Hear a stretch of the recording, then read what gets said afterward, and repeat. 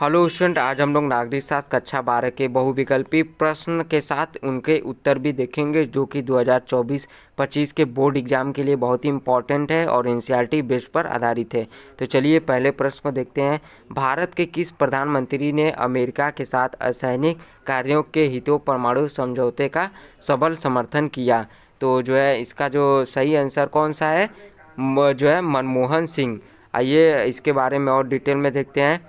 जो है प्रधानमंत्री मनमोहन सिंह ने 2005 में भारत अमेरिका असैनिक परमाणु समझौते का समर्थन किया, जो क्या है भारत के ऊर्जा क्षेत्र के लिए महत्वपूर्ण था। प्रश्न नंबर 2 को देखते हैं। किस देश ने 2003 में क्या है संयुक्त राष्ट्र संघ की उपेक्षा करके इराक पर आक्रमण किया? तो इसका सही आंसर क्या हो जाएगा, अमेरिका। आइए इसके बारे में और देखते हैं। अमेरिका क्या है, 2003 में अमेरिका ने संयुक्त राष्ट्र की अनुमति के बिना, ध्यान रखिएगा, 2003 में संयुक्त राष्ट्र की अनुमति के बिना इराक पर आक्रमण किया, जो इराक में सद्दाम हुसैन के शासन को समाप्त करने के उद्देश्य से था। अभी भी जो है वर्तमान में इराक को और अमेरिका के बीच क्या विवाद चलता रहता है, इस बात को आप लोग ध्यान रखिएगा। आगे के प्रश्न में देखते हैं। किस अमेरिकी राष्ट्रपति ने नई विश्व व्यवस्था का चित्र प्रस्तुत किया? पहला ऑप्शन है रिचर्ड निक्सन, और दूसरा है जिम्मी कॉर्टन, तीसरा है जॉर्ज बुश, और चौथा है रोनाल्ड रीगन। तो सही ऑप्शन है तीसरा, जॉर्ज बुश हो जाएगा। अमेरिकी राष्ट्रपति जॉर्ज H.W. बुश ने 1991 में शीत युद्ध के अंत के बाद क्या है नई विश्व व्यवस्था का विचार प्रस्तुत किया। ध्यान रखिएगा, शीत युद्ध का अंत 1991 के बाद जब अंत हुआ तो उन्होंने क्या किया, नई विश्व व्यवस्था का विचार प्रस्तुत किया, जिसमें क्या था अंतर्राष्ट्रीय शांति और सहयोग पर जोर दिया गया था। इन्होंने ऐसा क्यों किया गया था भाई? जाहिर सी बात है, जब शीत युद्ध का दौर चल रहा था तो उस समय क्या था, बहुत ही तनावपूर्ण स्थिति थी। जब शीत युद्ध 1991 में जो है ख़त्म हुआ जब, तो उस समय अमेरिका के राष्ट्रपति जॉर्ज H.W. बुश थे। इन्होंने क्या किया, नई विश्व व्यवस्था का विचार प्रस्तुत किया। इस विचार में क्या था कि अंतर्राष्ट्रीय शांति होगा और क्या है सहयोग करेंगे एक दूसरे को, इस पर जोर दिया गया था। प्रश्न नंबर 4 को देखते हैं। 1996 में तालिबान ने किस राज्य में अपना शासन स्थापित किया, जिसे 2001 में अमेरिका ने मिटा दिया? तो वो कौन सा राज्य है? अभी वर्तमान में भी तालिबान ने फिर से इस पर जो है कब्जा कर लिया है। तो आप लोग समझी जा रहे होंगे, सही आंसर डी ऑफ है अफगानिस्तान, पाकिस्तान, इराक, ईरान है, लेकिन सही आंसर डी अफगानिस्तान है। इसके बारे में और देखते हैं। तालिबान ने 1996 में अफगानिस्तान में अपना शासन स्थापित किया, लेकिन 2001 में अमेरिका ने वहां सैन्य हस्तक्षेप किया और क्या है तालिबान शासन को हटा दिया। वर्तमान में भी अमेरिका की सरकारें वहाँ पर थी, लेकिन क्या है एक बार फिर से तालिबान वहाँ पर शासन कर रहा है। अभी वर्तमान की मैं बात कर रहा हूँ, ध्यान रखिएगा। लेकिन 2001 में क्या था, अमेरिका ने वहाँ सैन्य हस्तक्षेप करके अपनी सेना वहाँ रख करके क्या किया था, तालिबान शासन को हटा दिया था। कहाँ से? अफगानिस्तान से। प्रश्न नंबर 5 को देखते हैं। किस देश के साथ संबंध स्थापित करके अमेरिका ने अपनी शक्ति को बहुत बढ़ाया है, जिससे एक ध्रुवीयता की प्रवृत्ति उभरी?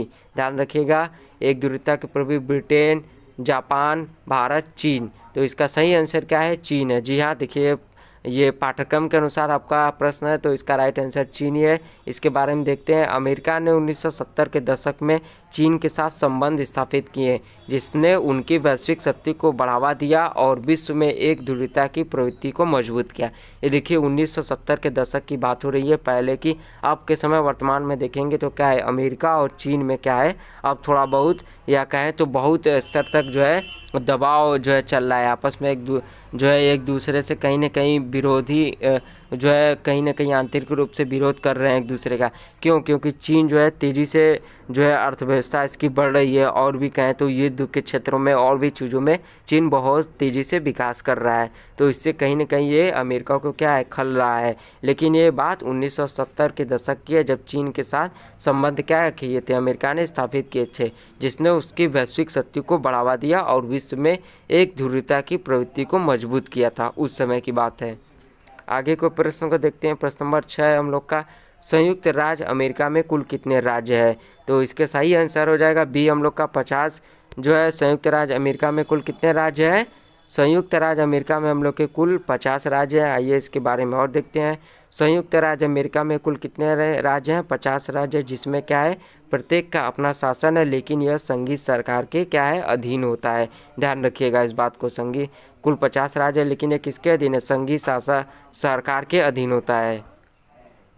प्रश्न नंबर 7 को देखते हैं, विश्व को इंटरनेट की सुविधा किसकी देन है।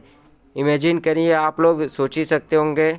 एक मैं दे देता हूँ, जैसे एक ध्रुवता, विश्व के बाद एक ध्रुवता में कौन महाशक्ति थी, वही देश है। देखिए ए ऑप्शन जापान है, बी चीन है, सी भारत है और डी संयुक्त राज्य अमेरिका। सही ऑप्शन क्या है, संयुक्त राज्य अमेरिका यानी कि यूएसए। ठीक है, इसके बारे में और डिटेल में देखते हैं। इंटरनेट की शुरुआत अमेरिका के रक्षा विभाग द्वारा विकसित क्या है, अर्पानेट के माध्यम से हुई। अर्पानेट के माध्यम से हुई, जो बाद में क्या है, विश्व भर में फैल गया। प्रश्न नंबर 8 को देखते हैं, नाटो की स्थापना किस वर्ष की गई थी। इम्पॉर्टेंट नहीं गए, मैं इसको मोस्ट इम्पॉर्टेंट कहूँगा। नाटो से संबंधित बहुत सारे प्रश्न पूछे जाते हैं। नाटो क्या था, नाटो कब बनाया गया था, नाटो जो है कहाँ बनाया गया था, नाटो की स्थापना के समय कितने देश शामिल थे। तो नाटो की स्थापना के समय जो है 12 कंट्रियाँ उस समय शामिल थी। नाम बता देता हूँ, सुन लीजिएगा। Belgium, Canada, Denmark, France, Ireland, Italy, Luxembourg, Netherland, Norway, पुर्तगाल, यूनाइटेड किंगडम यानी कि यूके और अमेरिका यानी कि संयुक्त राज्य अमेरिका यूएसए। ठीक है, तो ये इसकी स्थापना कब की गई थी, 4 अप्रैल जो है 1949। ध्यान रखिएगा, राइट आंसर इसका क्या है, 4 अप्रैल जो है 4 अप्रैल जो है 1949 को इसकी स्थापना जो है की गई थी। और कहाँ की गई थी, वाशिंगटन के डीसी शहर में। वर्तमान में इसकी जो है राजधानी की बात की जाए, अरे वर्तमान में इसकी जो है इसका मुख्यालय कहाँ है, बेल्जियम की राजधानी ब्रुसेल्स में।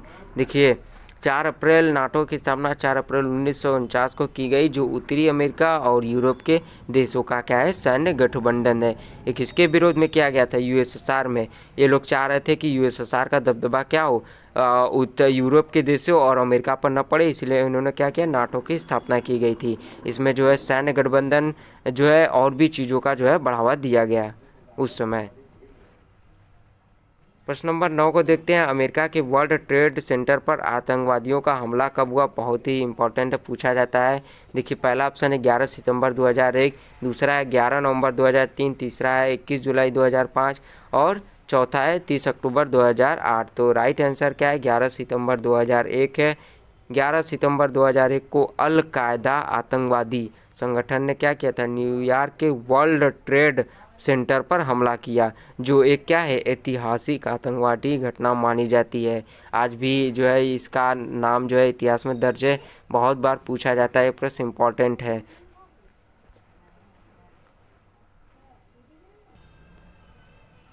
चलिए 10वें प्रश्न को देखते हैं, दूसरी विश्व युद्ध में अमेरिका ने जापान के किस शहर पर परमाणु बम गिराया था। इंपॉर्टेंट है, पूछा जाता है, द्वितीय विश्व युद्ध में अमेरिका ने जापान के किस शहर पर परमाणु बम गिराया गया था। पहला ऑप्शन है नागासाकी, बी है इतोशिमा, सी है हाशिया, डी है मिजामिसोमा।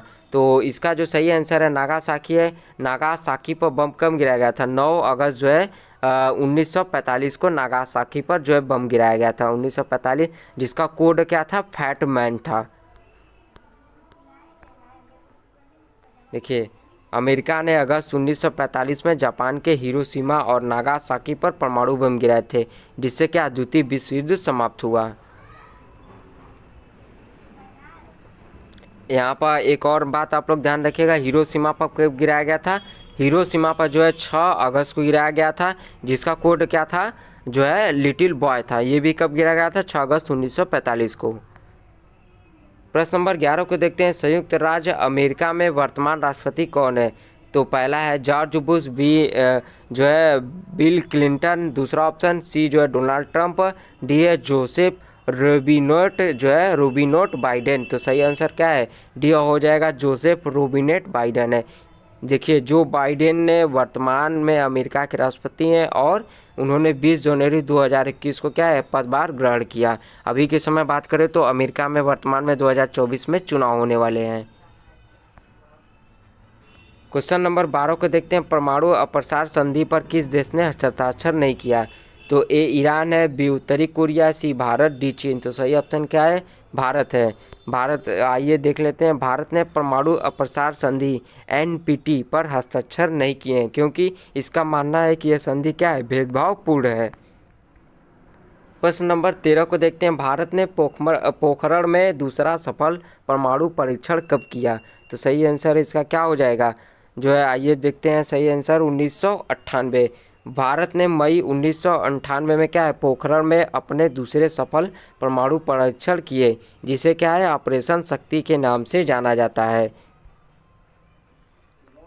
प्रश्न नंबर 14 को देखते हैं, एक ध्रुवीयता का अर्थ क्या है? अमेरिका के हाथों शांति, बी एक दुनिया, सी रोमनों के हाथों शांति, इनमें से कोई नहीं। इसका सही आंसर हो जाएगा एक दुनिया। एक ध्रुवीय विश्व भी बोलते हैं, जिसका क्या है, एक ध्रुवीयता का अर्थ है विश्व में एकमात्र शक्ति हो, जैसे कि शीत युद्ध के बाद अमेरिका का एक प्रमुख शक्ति के रूप में उभरना।